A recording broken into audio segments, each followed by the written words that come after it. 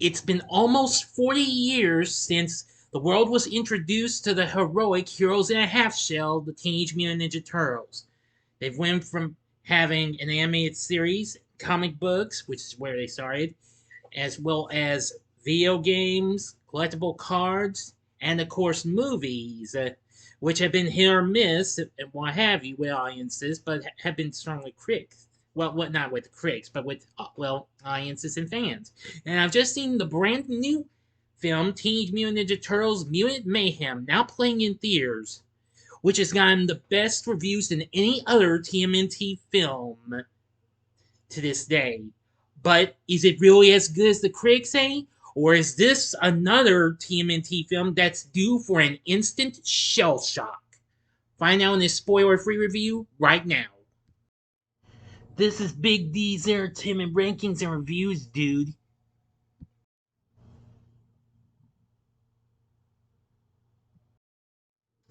So, greetings, my fellow YouTubers, and welcome to Big D's Entertainment Rankings and Reviews. My name is Doyle, better known to as the Big D, and this time around I bring to you a spoiler-free review of the just now released computer-animated superhero flick Teenage Mutant Ninja Turtles: Mutant Mayhem, released by Paramount along with Nickelodeon Movies and Point Grey Pictures. Directed by Jeff Rowe, from a screenplay he co-wrote with Seth Rogen, who happens to lend his voice to one of the characters, Evan Goldberg, Dan Hernandez, and Benji Samit. It's the 7th overall theatrical TMNT film and a reboot of the series, and the 3rd to be released by Paramount, since after its former parent company Viacom bought the rights to the series. The film stars the voices of Micah Abbey, Shamon Brown Jr., Nicolas, Cantu, and Brady as the titular characters, along with an all-star cast that included Seth Rogen, as I've mentioned, plus Rose Byrne, John Cena, Jackie Chan, Ice Cube, Giancarlo Esposito, Paul Rudd, Maya Rudolph, and others. After years of being sheltered from the human world, the Turtles set out to be accepted as normal teenagers through acts of heroism. The brothers go on a hunt for a mysterious crime syndicate, but trouble arises when an army of mutants is unleashed upon them.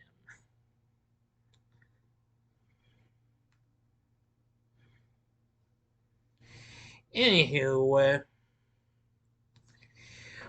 well, we start out 15 years ago when Cynthia Uttram of the Sinister Techno-Cosmic Research Institute, or TCRI, hunts down rogue scientist Baxter Stockman, who has created a mutagen to form his own mutant animal family, starting with a housefly.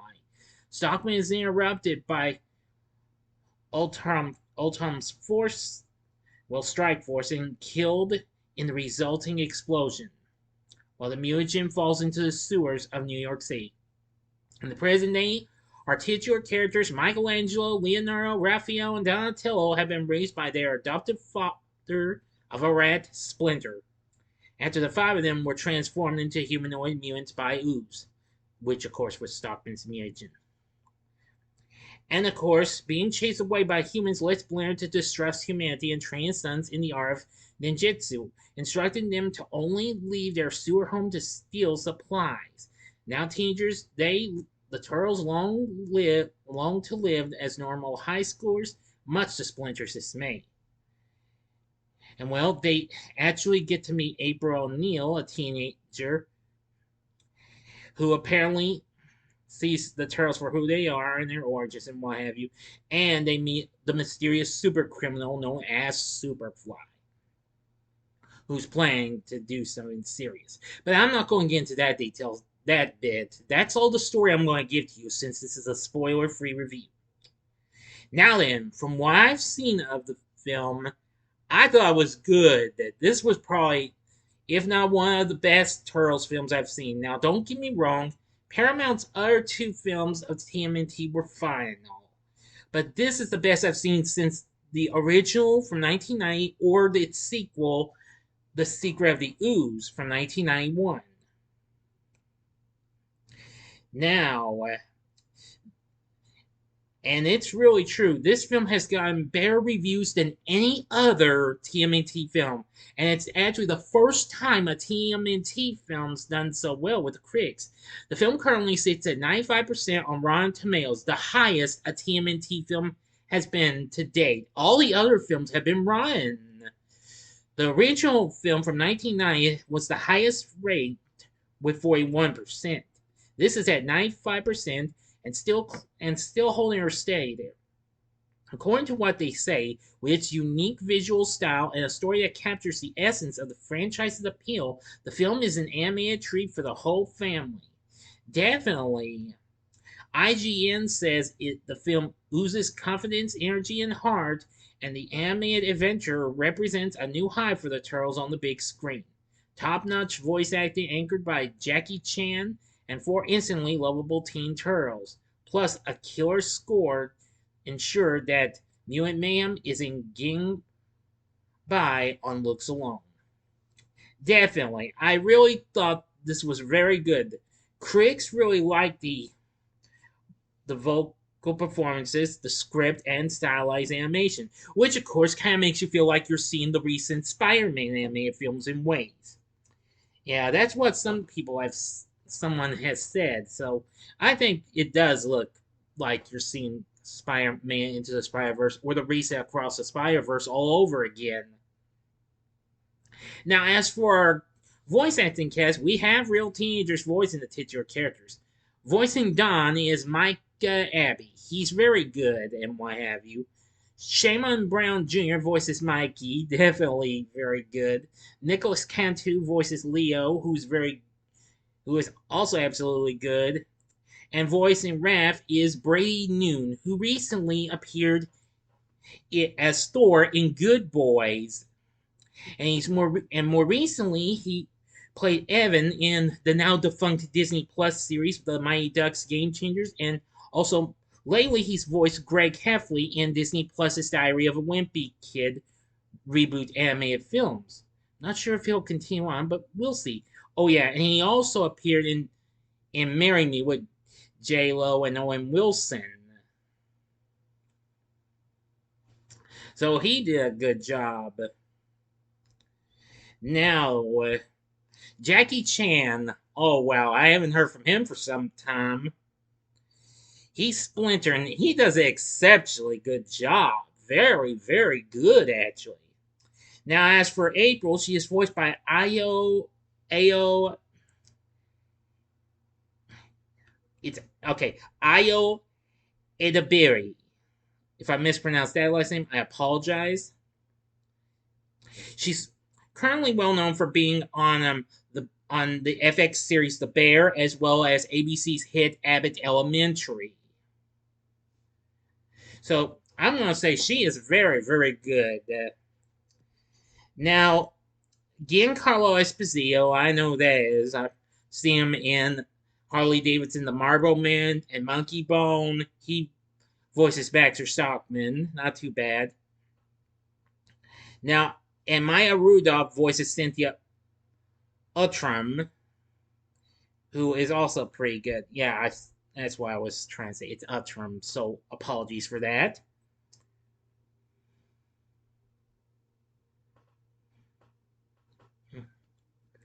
Anyway, now as for the rest of the cast, we have Ice Cube, who of course you know that is the rapper, and he's appeared in numerous films like the Friday franchise and Are We There Yet? He voices Superfly. Pretty good character and good voice acting. Hannibal Buress voices Genghis Frog. Very good. Rose Byrne voices Leatherhead. Yes, I didn't mind it being voiced by no woman or anything. That was fine, Wybie. Even though I do like, was more remembering Leatherhead voiced by Jim Cummings in the original animated series, But let's not try and get into negative details or what have you, Let's see. But I did like it how they gave that character a little Australian type sound or voice or something like that. John Cena voices another familiar character to the TMNT universe, Rocksteady, while Bebop is voiced by Seth Rogen. Paul Rudd voices Mondo Gecko. I've heard that character. And of course, rapper, singer, and songwriter Post Malone voices Ray Fillet. I know that character as well. Natasha Demetriou voices Wingnut. That's another character I've heard of. So you know those people's voice acting in this film were good too. Several critics named it the best Turtles film. Well, I factually consider it to be the best film of them all, but I still prefer the original live action film since I've got lots of nostalgia for it from 1990. It's definitely really good. Now, I will point out there is a mid-credit scene, but I will not give you any details on that. That would be wouldn't be good. That would instantly ruin this review. So just stay halfway through the credits, and you'll see the mid-credit scene. Anyway, again, the animation was good, and so was the story. Now, I did like the score in What Have You, which is another team up between Atticus Ross and Trent Reznor of Nine Inch Nails. Well, of course, this isn't the first time they've done the score for an anime film. They had recently done the score for Disney and Pixar's Soul. And they've been doing music together since The Social Network, which that's a film I still have yet to see. But nevertheless, I think this film was awesome. It was just really cool. It had lots of great humor, heart, and just about everything I could have imagined. And to be honest, I kind of like this a little more than the first animated TMNT film from 2007. So overall, this film's so awesome. They've already announced a sequel and a spin-off television series for Paramount Plus, which is in development. So we'll see what happens. Now, of course, the animated series will be more of a 2D animated series, which is called Tales of the Teenage Mutant Ninja Turtles. So that's good. And Rowe is set to return to direct the sequel, and Point Grey will produce both the sequel and the series. So we'll see what happens when that comes around. But anyway, even so, I thought it was pretty good. Oh, I almost forgot. I found out Jeff Rowe now this was his first time directing a movie. He was recently the co-director of Sony Pictures Animation's The Mitchells vs. the Machines. So anyways, so that's really cool too. So I say you should feel right at home with this film. You'll definitely love this film. This is perfect for fans old and new. So overall, Teenage Mutant Ninja Turtles Mutant Mayhem was awesome and it's very, very good.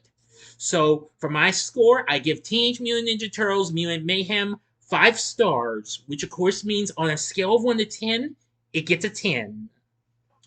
So what did you think of Teenage Mutant Ninja Turtles Mutant Mayhem? Let me know in the comment section below. If you like this video, click the like button, subscribe, and be a part of the Big D Nation. Join me next time when I bring to you my July rewatches ranking. So if you like this, you may want to consider checking out some of these other videos.